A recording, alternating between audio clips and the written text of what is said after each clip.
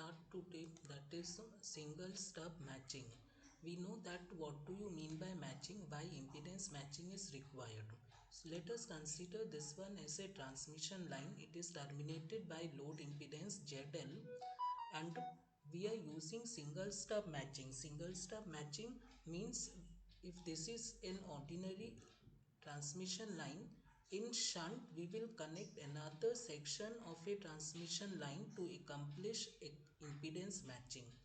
Since we are connecting that additional stub is nothing but a section of transmission line, and we are connecting it in shunt, it is better to work with admittance than with impedances. So characteristic impedance Z0, so the characteristic impedance Z0 is actually Z0, we call, we can convert it to 1 by Z0 and make it as characteristic admittance Y0. Similarly, the load which is ZL equal to ZL, we can make it 1 by ZL and we can call it as the load admittance YL. So suppose I'm having a load admittance which is YL and it is connected to a transmission line of characteristic admittance Y0. Now, next what we do is we will see that the since YL is not equal to Y0, there will be impedance matching and we will get standing waves. To avoid standing waves, we have to find out some ways of impedance matching. Now this characteristic admittance, now if we see the input impedance of a transmission line along the length of a transmission line, we will see that the input impedance or the input admittance is periodic in nature. That means if I take one line, if I draw one line at any point along a transmission line and find out YIN, that is input admittance, then it is periodic function. It can be found that at a certain distance,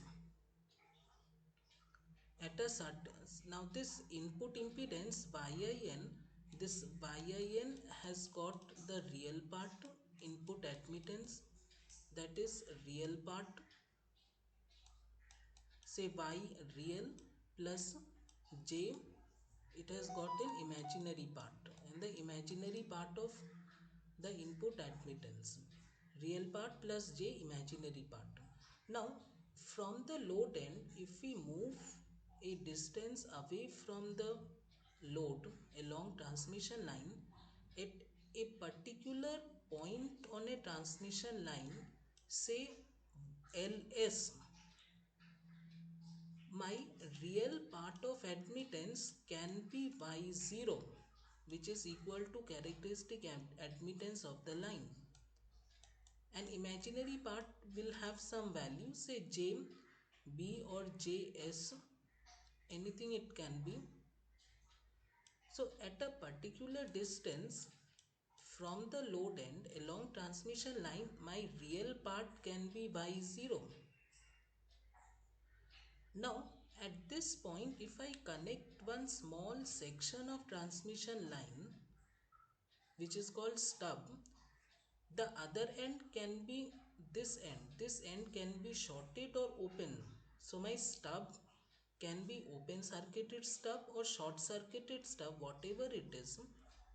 If I connect one stub whose input admittance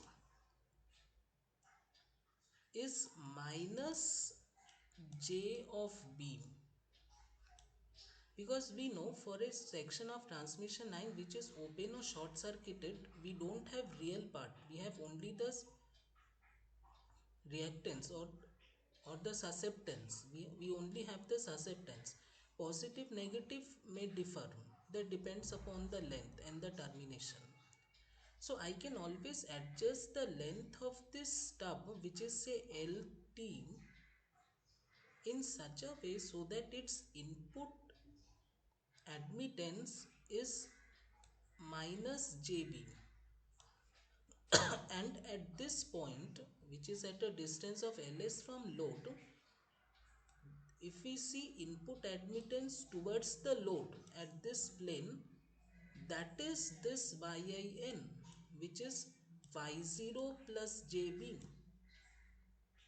So since both admittances are there, the total admittance at this plane after connecting the stub will be y0 plus jb minus jb, means both I will add because as it is admittance in parallel, so it is added. So the total input admittance at this plane is y0 plus jb and minus jb added. So it cancels. So we are getting only y0. So input admittance at this point where stub is connected, input admittance is y0, which is equal to characteristic admittance of the line. So this becomes impedance matching. Impedance matching occurs at this line, of course, at this plane. So that is the idea behind providing single stub matching. So now let us see, and once the idea is clear analytically also it can be easily appreciated. See, we know very well that the input impedance of a transmission line is given by this relation, and if we do in terms of admittance, you have to just invert all, we will get this. And let us consider the lossless case. So instead of 10 hyperbolic gamma L, we will write just tan beta L. We are considering lossless case for simplification. So we will get ys, that is the input admittance, and we can do normalization to get this. So ys by y0, that we are writing as yin. So yin is the normalized input admittance,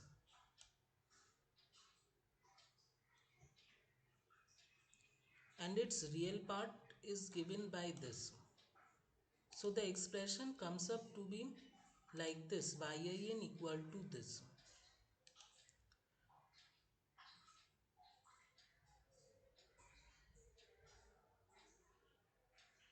Now this can be written as, this can be written as in this form.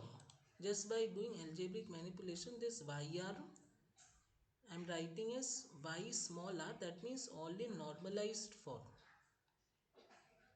This. Now if I split it into real and imaginary part, we get like this. So this is the real part. So this is the real part and this is the imaginary part. Now for perfect matching, what we want that the real part. Now for perfect matching, ys should be y0. That means yin should be y0, or ys should be y0. No, ys should be y0. Yin is normalized. So if ys is y0, so yin will be 1 because it is normalized. So yin should be 1. So we have to, the stub has to be located at the point where the real part of yin is equal to unity, and this is the real part. So this should be equal to unity. So after doing some algebraic manipulation, we are getting ls value. Value of ls, that is the length of the distance from the load end, comes out to be this. And the susceptance at the location of the stub is this. Susceptance is, see, we have split input impedance into real and imaginary. this. So this is the susceptance. This, the imaginary part, what we are getting, this is the susceptance. So the susceptance is at the location of stub. That means if this is my transmission line, then susceptance is given by this, and from this susceptance we can get, we know that the susceptance of a line, we know that the susceptance of the line is, susceptance of the line can be defined in this form. Now the susceptance we already know, it is y0 cot beta l, so we can equate both. So we will get the expression of the length l